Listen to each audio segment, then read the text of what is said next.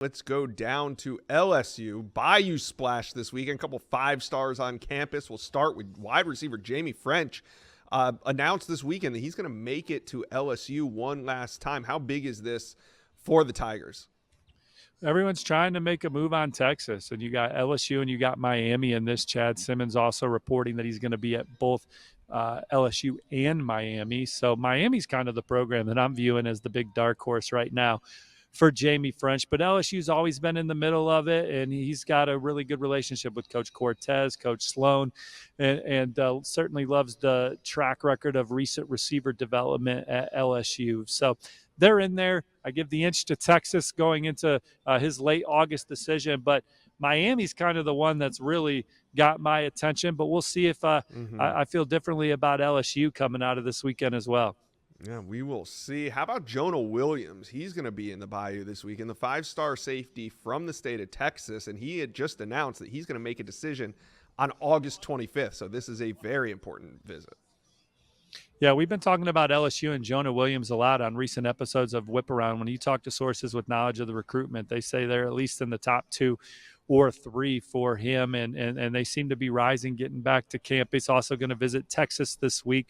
But LSU in an intriguing spot. He also is looking to play baseball on the next level, hitting 94 miles an hour on his fastball this summer for the left-hander. But he's raved about both LSU football and LSU baseball in the past. My RPMs on Texas A&M, I think there's some nervousness around College Station right now. There was some confidence around Oregon coming out of his official visit to Eugene in the summer, but LSU's in the thick of this one. I think Texas has to rally. So LSU in a very interesting spot for Jonah Williams as we talk right now, going into another visit to Baton Rouge. All right. Now, safety Anquan Fegans out of Alabama is going to make a decision next week right here on the On3 Recruits channel, which is why you guys should be subscribed. Go ahead, smash that button for us. Anquan Fegans trending heavily to Auburn, but does LSU have a chance to shift the momentum late with this visit? You always have a chance with a visit, but I think Auburn's going to be tough to beat. That's where a lot of the intel is, but LSU's going to swing here. And then you know what, Josh? People are going to make summer decisions, but then games will be played in the fall, and then recruitments will be revisited at the end there in November with new NIL opportunities and all of that. So we're just covering the first chapters, the first rounds for some of these kids. And I'm not saying that's the case with Anquan Fegans, but I just want to put what recruiting in the 2025 cycle is going to be like in perspective. We're covering all these recruitments. We're covering all these commitments. Everyone's excited. But some of these commitments might be bachelor party commitments. You know what I mean by a bachelor party commitment, Josh? That initial excitement. Everyone's looking at you, patting you on the back, saying congratulations. But the marriage commitment for some of these guys is going to come in November and December after everything's revisited. Yeah. Hey, you can't have decommitment season without commitment season first. So we got to have commit season, which we're in. And then later on, once the games get played, like you said, we'll go through decommitment season Spatula and season, then dude. Signing. So Spatula season's what we're calling on the whip around.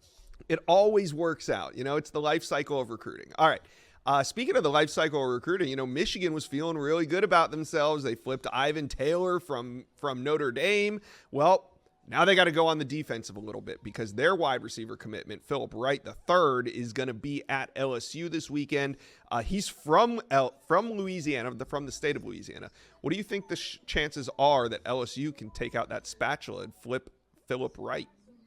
I think they feel good about it. If you talk to people around the LSU football program, commits and things of that nature, and how can you not? I mean, LSU's track record of landing in-state targets, unless you're Alabama and occasionally Texas A&M going in there, they're hard to beat. Now, Michigan gave themselves a hell of a head start on Philip Wright. Ron Bellamy, receivers coach, is from Louisiana. Philip Wright's a high academic kid. But LSU's turning it up for him right now as they try and put together a special receiver class. Just landed Derek Meadows beating Notre Dame. Can they ultimately beat Michigan for Philip Wright? I think, yeah. I mean, obviously he's got interest. He's visiting this weekend.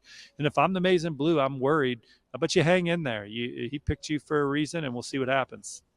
All right. We got Jahkeem Stewart making a visit. He's the 5-star in the 2026 class that could end up in the 2025 class. He's the number 1 defensive lineman in America for next year, but he's going to be on campus this weekend at LSU. There's obviously rumors that he could reclassify. What are you hearing about that and just his recruitment in general? Well, I think he's still trying to reclassify. We'll see if he's able to get that done. And then LSU, momentum has been around USC, Ohio State, and Oregon for this for Jahkeem Stewart, but it's just hard at the end of the day to say he's not going to end up at LSU. So he's going to be back there this weekend, camped with Bo Davis and company earlier in the summer. And so, again, it's easy to say, hey, I like USC as the leader right now, but I just think LSU is going to do what they can to make it hard for him to say no to the Tigers when it's time to make that final decision.